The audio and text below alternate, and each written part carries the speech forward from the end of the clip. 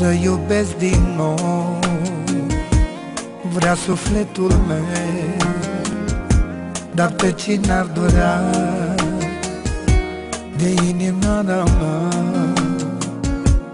Cine m-ar iubi, poate m-ar răni, să sufăr nu mai vrea, mai bine plâng și beau.